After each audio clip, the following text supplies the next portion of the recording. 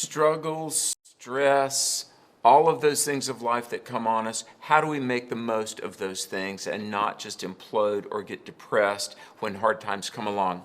Hi, Alex McFarland here, coming to you on a very rainy Monday from North Carolina.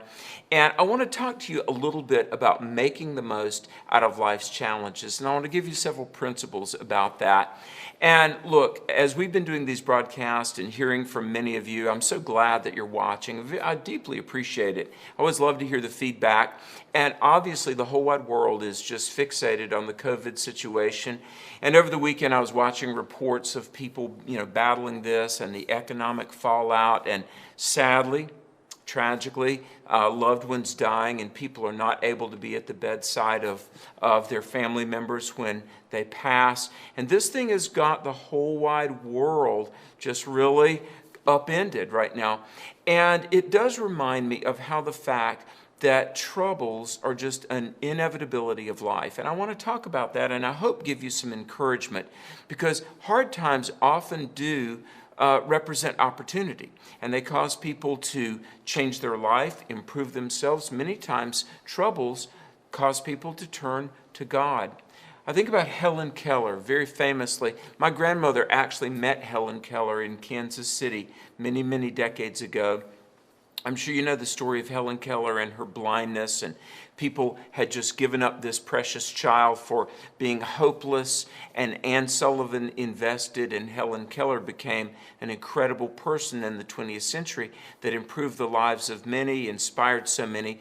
Helen Keller said the world is full of suffering, but the world is also full of the overcoming of suffering, and that's true.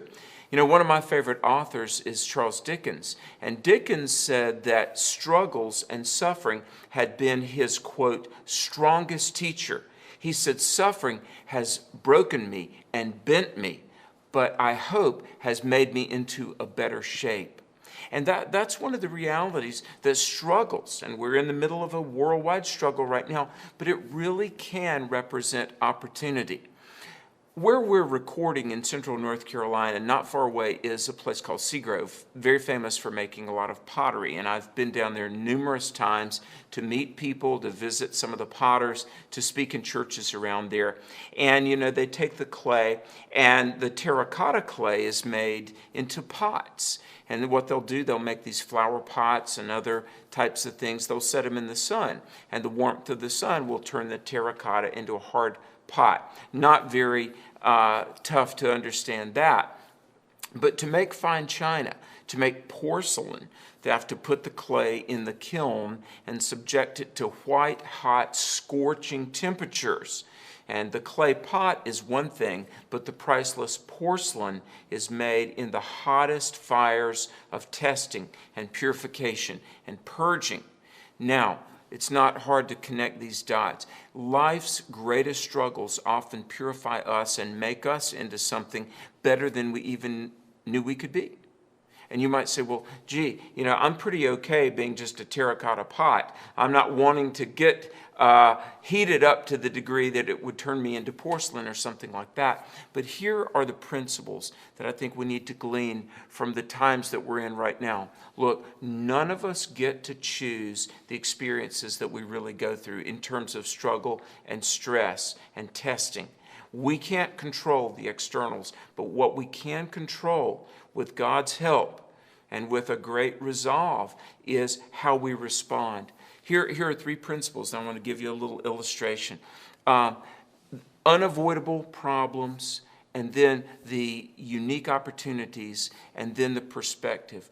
Unavoidable, opportunity, perspective. Problems are unavoidable, but the opportunity represented therein, that's a guarantee. Every challenge you face really is an opportunity, and it all boils down to perspective. Am I going to let this improve me and stretch me? Am I going to find the ways to make this thing better, or am I going to get bitter and make it worse? There was a great Christian leader in England a century ago, William Sangster. He was a great Methodist leader, and in his adult life, he got a debilitating muscle disease that ultimately would take his life. And shortly into the diagnosis, Sangster wrote 4 things on the wall. He put it beside his bed, and he made himself and his family a promise. He said, I will not become bitter. I will keep the home bright. I will count my blessings, and I will make this beneficial. And he made those promises to himself and really to God. And he did. And that's something I feel like that we've all got to do, that we are not going to become bitter.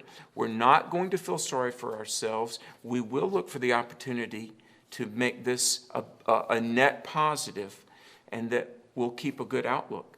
One last thought, listen to this. One of my friends, Herb McCarthy, worked for years for Billy Graham, and I asked him what his favorite sermon illustration was, and he told the story of codfish and catfish. Many years ago, the codfish they catch in the upper Northeast, they were shipping it to the West Coast because out in California, they love those East Coast codfish. And so they froze it, but making the 5-day trip across the country, it would get spoiled. And they tried to figure out how to keep it fresh. So they put tanks of water on trucks. They would put the codfish in the tanks of water to ship it to the West Coast. But by the time it got to the West Coast, it was really mushy and just kind of gross. And they tried an experiment.